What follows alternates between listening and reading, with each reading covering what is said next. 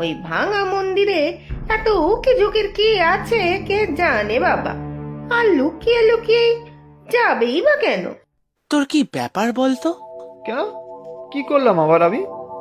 সেই যে কবে ওই বাড়ি থেকে এসেছিস, আর তো মুখ হলি না। না, আসলে একটু কাজ পড়ে গেছিল তাই।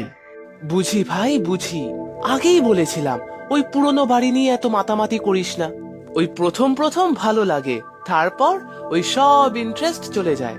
না না, তা নয়। ঠাম্মা তো তোর খোঁজ করছে, তুই যাচ্ছিস না বলে আমাকে বললো তোর খোঁজ নিতে। তোকে নাকি ফোনও করেছিল। আসলে কাজের চাপে ফোনও দেখা হয়নি, বুঝলি। ঠিক আছে, এখন চল দেখি। কোথায়? কোথায় আবার? ঠাম্মার কাছে। চল চল। না রে, আজ থাক, কাজ আছে। কাজ পরে করবি, এখন চল। আচ্ছা, কাল যাব, ঠাম্মাকে ফোন করে নেব। ঠিক আছে, আমিও কাল যাব না হয়। আজ উঠি তাহলে। আচ্ছা, কাল দেখা হবে। আচ্ছা ঠাম্মা, ওই মন্দিরের যে পাতাল ঘরটার কথা বলছিলে, ওটা সত্যি আছে? হ্যাঁ, তা তো আছেই।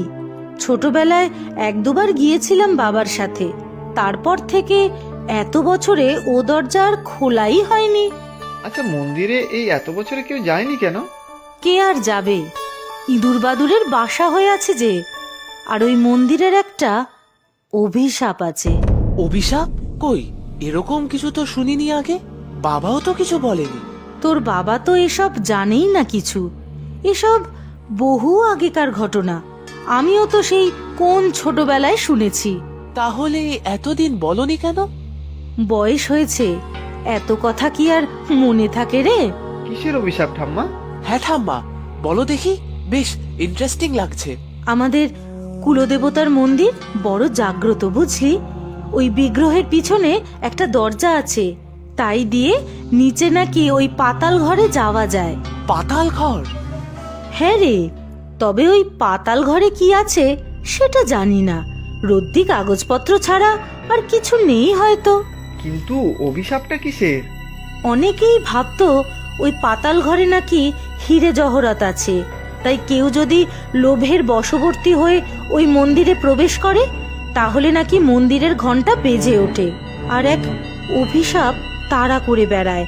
কিছু একটা অঘটন ঘটে তার সাথে। কি অঘটন ঘটে? কি রকম অঘটন? সে আর আমি কি জানি, সবই শোনা কথা। তবে একটা ছায়া নাকি তাড়া করে বেড়ায়। ধুর, যত সব আজ খুবই গাল গল্প। না না, গাল গল্প হবে কেন, সত্যিও তো হতে পারে, তাই তো ঠাম্মা? সত্যি মিথ্যে জানি না বাপু, যা শুনেছি তাই তোদের বললাম। তাহলে একদিন নেমেই দেখা যাক না। কিরে রিক, যাবি নাকি? না না, ও ওসবের মধ্যে আমি নেই। যা বাবা, কেন রে? তুই তো এত উদ্যোগ নিয়ে বাড়িটা মিউজিয়াম করলি, আর মন্দিরটা এক্সপ্লোর করবি না? বলা তো যায় না, ওই পাতাল ঘর থেকে যদি মূল্যবান কিছু পাওয়া যায়। না না, ওসবের দরকার কি? ঠাম্মা কিসব অভিশাপের কথা বললো শুনলি না? আরে সেটাই তো জানতে চাই।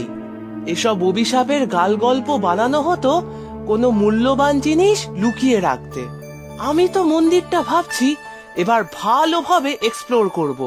কাল সকাল সকাল যাব না হয়।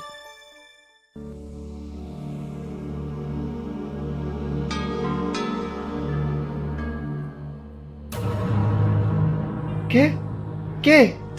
না না না, ওই মন্দিরে আর যাওয়া যাবে না। ফেরার পর থেকে মনে হচ্ছে যেন একটা ছায়ার মতো সর্বক্ষণ আমার পেছনে ঘুরে বেড়াচ্ছে। ওই যে মনে হচ্ছে এই বাড়িতে আমি ছাড়াও